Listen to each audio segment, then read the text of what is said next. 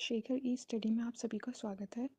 प्रिय विद्यार्थियों, हमारे इस ऑनलाइन इंस्टीट्यूट के माध्यम से आप सभी को गणित और हिंदी विषय का आधारभूत तरीके से अध्यापन कराया जाता है, जिसमें कहीं अगर थोड़ी बहुत त्रुटि हो जाती है तो उसके लिए हम क्षमा प्रार्थी हैं और इस संबंध में आपके सुझाव आमंत्रित हैं। धन्यवाद। हेलो दोस्तों, मैं शेखर स्वागत करता हूं आपका अपने YouTube चैनल शेखर ई स्टडी पॉइंट पर। दोस्तों, समान हिंदी की कक्षाएं चल रही थी जिसमें हम अव्यय का अध्ययन कर रहे थे। ठीक है, अव्यय के लगभग 28 या 29 पार्ट आ चुके हैं। अगर आपने नहीं देखा है तो प्लेलिस्ट बनी हुई है, उसमें जाके क्रम से देख लीजिएगा। ठीक, अव्यय को मैंने 4 प्रकार से विभाजित भी किया था। आपको मैंने 3 प्रकार पीछे बता दिए हैं। अब ये जो चौथा प्रकार चल रहा है वह है विस्मयादि बोधक अव्यय। ठीक है, बाकी संबंध बोधक, समुच्चय बोधक, ये सारी चीजें आपको, क्रिया विशेषण अव्यय, ये सारी चीजें बता दी गई हैं। आप पीछे के पार्ट अवश्य देख लीजिएगा, प्लेलिस्ट बनी हुई है, एक क्रम से आपको मिल जाएंगे। बाकी हिंदी आपको आरंभ से बताई गई, जिसमें वर्णमाला, संधि, रस और बहुत सारे ऐसे टॉपिक हैं जो महत्वपूर्ण है आपकी परीक्षाओं की दृष्टि से। उन सारी चीज़ों की चर्चाएं की गई हैं।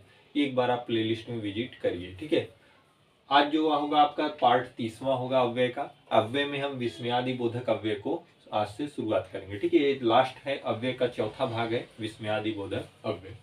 देखिए, विस्मयादि बोधक अव्यय होता क्या है। पहले भी आप विस्मयादि बोधक शब्दों को जानते होंगे कि विस्मयादि बोधक शब्द क्या होते हैं, ये आप पहले भी पढ़े होंगे। लेकिन विस्मयादि बोधक अव्यय उन्हीं शब्दों को लेकर बनता है। कहा है कि ऐसे अव्यय शब्द जिनसे वाक्य में हर्ष, उल्लास, शोक, घृणा, इस तरीके के भाव दर्शाए जाते हैं। मतलब ऐसे अव्यय शब्द आएंगे जो वाक्य में शोक, उल्लास, घृणा और इस तरीके के भाव उत्पन्न करते हैं, किंतु उनका वाक्य के अन्य किसी भी अव्यय, अन्य किसी भी शब्दों से संबंध नहीं होता। मतलब वो एक अलग होते हैं, वो वाक्य में केवल इस तरीके के भाव को लाते हैं। कौन से? हर्ष, शोक, घृणा, इस तरीके के भाव को प्रदर्शित करते हैं, किंतु वे वाक्य में किसी पद से संबंध नहीं रखते हैं। ठीक है, तो वो क्या होते हैं? विस्मयादि बोधक अव्यय होते हैं। आप इसे लिख लीजिएगा, ऐसे अव्यय शब्द जिनसे हर्ष, शोक, घृणा आदि भाव उत्पन्न होते हैं, किंतु वे वाक्य से किसी पद से संबंध नहीं रखते हैं, वे क्या होते हैं? विस्मयादि बोधक अव्यय होते हैं। जैसे आपको शब्द मिलेंगे वाह, आह, छे, ओह, अरे, धिक, चुप, उह, हाय, इस तरीके के बहुत सारे शब्द मिलेंगे जिनमें विस्मयादि बोधक चिन्ह लगा होगा। ये जो साइन है ना, ये विस्मयादि बोधक चिन्ह का है। ठीक है, तो ऐसे शब्द आपको वाक्यों में मिलेंगे। अगर वो अव्यय के फॉर्म में है तो आपको जो पूछेगा तो आप बताएंगे विस्मयादि बोधक अव्यय है। ठीक है, जैसे देखिए वाक्य देखिएगा, वाह, यह बगीचा कितना सुंदर दिख रहा है। तो देखिए क्या है? वाह, ये अव्यय का कार्य कर रहा है। यह बगीचा कितना सुंदर दिख रहा है, ये इसकी विशेषता को बता रहा है। आप उससे क्या है? आदमी उत्साहित है, वाह, मनोरम दृश्य है, इस बगीचा का कितना सुंदर दृश्य दिख रहा है। ठीक है, ओह, श्याम की ट्रेन छूट गई। मतलब क्या? गिल्ट फील कर रहा है, मतलब कि वो उसकी ट्रेन छूट गई। ओह, उस श्याम की ट्रेन छूट गई। तो ये सब क्या है? ओह क्या है? ये विस्मयादि बोधक अव्यय के अंतर्गत आ जाएगा इस वाक्य में, क्योंकि ये क्या कर रहा है? इस तरीके के भाव को उत्पन्न कर रहा है। ये क्या है? इस वाक्य के भाव को बता रहा है, वाह और ओह। ठीक है, ये क्या होते हैं? विस्मयादि बोधक अव्यय होते हैं। वाक्य में आपको ऐसे मिलेंगे। ठीक है, जरूरी नहीं कि आरंभ में मिले, कुछ ऐसे भी वाक्य होते हैं जिनके भावार्थ निष्कर्ष के तौर पे साबित करने के लिए इनको लास्ट में भी लगाया जा सकता है। ठीक है, ये भी जानते रहिएगा, डॉक्टर वासुदेव नंदन प्रसाद ने विस्मयादि बोधक के 7 प्रकार बताए। अगर आपसे एग्जाम में ऐसे पूछ दे, डॉक्टर वासुदेव नंदन प्रसाद ने विस्मयादि बोधक अव्यय के कितने प्रकार बताए हैं, तो विस्मयादि बोधक अव्यय के 7 प्रकार बताए हैं। यहाँ आप अव्यय लिख लीजिएगा, विस्मयादि बोधक अव्यय के कितने प्रकार बताए हैं? 7 प्रकार बताए। डॉक्टर हरदेव बाहरी ने विस्मयादि बोधक अव्यय के 8 प्रकार बताए। कितने प्रकार बताए? 8 प्रकार। किसने? डॉक्टर हरदेव बाहरी ने विस्मयादि बोधक अव्यय के 8 प्रकार बताए। वैसे आपको समानता में आपको विस्मयादि बोधक अव्यय का 9 भाग बताऊंगा, 9 प्रकार जो महत्वपूर्ण होते हैं, यहाँ से परीक्षाओं में प्रश्न बन सकते हैं। ठीक है, तो इन सारी चीजों का आप नोट डाउन कर लीजिएगा। आइए देखते हैं अब विस्मयादि बोधक अव्यय के प्रकार। विस्मयादि बोधक अव्यय शब्द मूल रूप से 9 प्रकार के होते हैं। पहला है इसमें, वैसे मैंने आपको हरदेव बाहरी के अनुसार भी बताया था 8 प्रकार का, और वासुदेव नंदन प्रसाद के अनुसार भी मैंने 7 प्रकार का विस्मयादि बोधक अव्यय शब्द जिन्होंने बताया है। वासुदेव नंदन प्रसाद ने 7 प्रकार के विस्मयादि बोधक बताए, हरदेव बाहरी जी ने 8 प्रकार के बताए। लेकिन आपको मूल रूप से 9 प्रकारों को देखना है। पहला आप उसमें देखेंगे हर्ष बोधक हर्ष बोधक विस्मयादि बोधक अव्यय, ठीक है, जिसमें उत्साह का वर्णन हो। ऐसे विस्मयादि बोधक अव्यय शब्द जिसमें उत्साह का बोध होता है वह क्या होते हैं? हर्ष बोधक विस्मयादि होते हैं, ठीक है।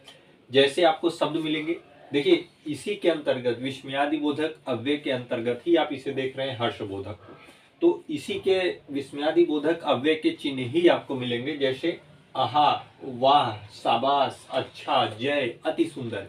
ये क्या है? हर्ष का प्रतीक है, हर्ष बोधक है, ठीक है, इसलिए इन्हें विस्मयादि बोधक के अंतर्गत हर्ष बोधक कहा जाता है।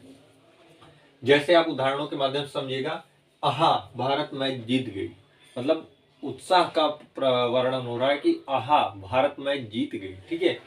वाह, अनु परीक्षा में प्रथम स्थान प्राप्त की है, अनु परीक्षा में प्रथम स्थान प्राप्त की है, यह बताया जा रहा है, ठीक है। वाह करके मतलब क्या है कि हर्ष का बोध हो रहा है यहाँ पे, किसमें? विस्मयादि बोधक अव्यय के अंतर्गत। शाबाश, तुमने गृह कार्य पूर्ण किया, मतलब ये भी क्या है? उत्साह का ही वर्णन है कि तुमने यह कार्य पूर्ण कर लिया है, शाबाश, ठीक है। तो क्या है? ऐसे विस्मयादि बोधक यह अव्यय शब्द हैं जिनसे क्या प्रतीत होता है? उत्साह का बोध होता है, ठीक है। इन सारी शब्दों से उत्साह का बोध हो रहा है। कैसे शब्द आ सकते हैं? आहा, वाह, शाबाश, अच्छा, जय, अति सुंदर, ऐसे शब्द आ सकते हैं, ठीक है। तो ये होता है हर्ष बोधक विस्मयादि बोधक अव्यय, ठीक है। आइए इसका दूसरा देखते हैं। विस्मयादि बोधक अव्यय के अंतर्गत दूसरा है शोक बोधक। इसमें क्या होता है? ऐसे विस्मयादि बोधक अव्यय शब्द जिनसे दया का, करुणा का या शोक का भाव उत्पन्न होता है, वे क्या होते हैं? शोक बोधक होते हैं। कौन कौन से शब्द आएंगे?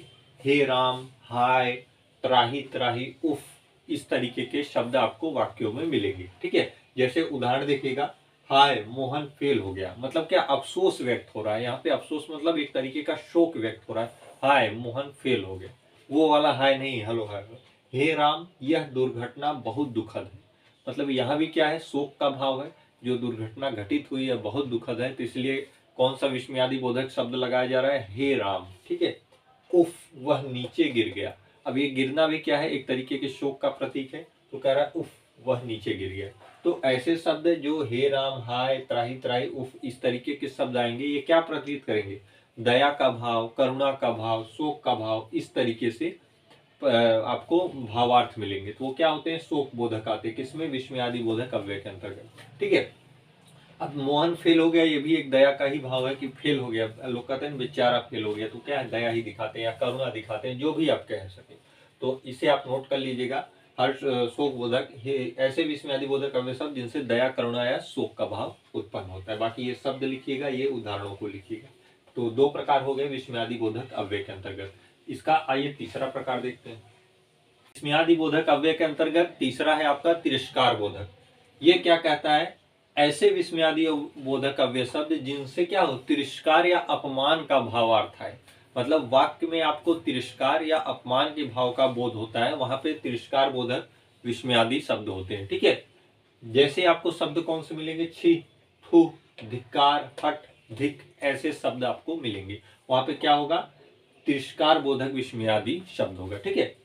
अब देखिएगा वाक्यों में कैसे इसका प्रयोग होता है। जैसे यहाँ पे देखिए वाक्य लिखा है, छी, तुम बहुत गंदे स्वभाव के हो, मतलब क्या कर रहा है? ये तिरस्कार का या अपमानित भाव है, छी, तुम बहुत गंदे स्वभाव के हो, तो ये शब्द क्या है? तिरस्कार बोधक है, विस्मयादि शब्द। हट, तुम मुझसे दूर हट जाओ, मतलब तिरस्कार किया जा रहा है, तिरस्कृत किया जा रहा है, तुम मुझसे दूर हो जाओ, हट, ठीक है। ये हट शब्द, ये छी शब्द, और आलसी हो, अतः तुम पर धिक्कार, ये भी क्या है? धिक्कार शब्द आया है ना, ये भी क्या है? तिरस्कार बोधक है, आप कह सकते हैं अपमान बोधक है। आलसी हो, अतः तुम पर धिक्कार, ठीक है। तो तीन आपके होंगे, हर्ष और तिरस्कार बोधक, ये तीसरा हो गया आपको। अब आइए विस्मयादि बोधक अव्यय के अंतर्गत चौथा देख लेते हैं। चौथा है स्वीकृति बोधक, ठीक है। विस्मयादि बोधक अव्यय के अंतर्गत चौथा है स्वीकृति बोधक। स्वीकृति बोधक क्या है? ऐसे विस्मयादि बोधक अव्यय शब्द जिनसे अनुमति या स्वीकृति का भाव उत्पन्न होता है, मतलब वह क्या करते हैं? अनुमति देते हैं या स्वीकृति का भाव प्रदर्शित करते हैं, वहां पे स्वीकृति बोधक विस्मयादि शब्द होते हैं, ठीक है। कौन कौन से शब्द मिल सकते हैं? अच्छा, ठीक, जी हाँ, बहुत अच्छा, जी, मतलब स्वीकृति प्रदान करना किसी भी सेंस में, ठीक है। या अनुमति देना, दोनों एक ही लगभग समानांतर शब्द हैं। तो स्वीकृति बोधक ऐसे विस्मयादि बोधक अव्यय शब्द जिनमें अनुमति या स्वीकृति का भाव उत्पन्न होता है, जैसे अच्छा, ठीक, जी हाँ, बहुत अच्छा, जी, ऐसे शब्द। अगर आप उदाहरणों की बात करेंगे तो जैसे है जी हाँ आप खेलने जाइए, मतलब स्वीकृति दी जा रही है कि जी हाँ आप जाइए खेलने, ठीक है। अच्छा आप सो सकते हैं, अच्छा आप सो सकते हैं, मतलब यहाँ भी क्या अनुमति प्रदान की जा रही है। ठीक तुम कल विद्यालय जाना, ठीक तुम कल विद्यालय जाना या चले जाना, ठीक है। आप लिख सकते हैं ठीक तुम कल विद्यालय चले जाना, यहाँ भी क्या है अनुमति या स्वीकृति प्रदान की जा रही है। तो जब भी ऐसे शब्द आएंगे जी हाँ, अच्छा, ठीक, बहुत अच्छा, जी, तो ये क्या करते हैं स्वीकृति बोधक होते हैं, किसमें विस्मयादि बोधक शब्द के अंतर्गत। तो ऐसे विस्मयादि बोधक का वे शब्द जिनसे अनुमति या स्वीकृति का भाव प्रदर्शित होता है। ये आपके 4 प्रकार थे, अभी भी इसके 5 प्रकार और हैं जिनकी चर्चा हम अगले पार्ट में करेंगे। जितना आज आपको बताया गया है विस्मयादि बोधक परिभाषा, उससे रिलेटेड शब्दों को और उसके प्रकारों को, उन्हें आप अवश्य नोट डाउन कर लीजिएगा, ठीक है। आज की वीडियो में फिलहाल इतना है।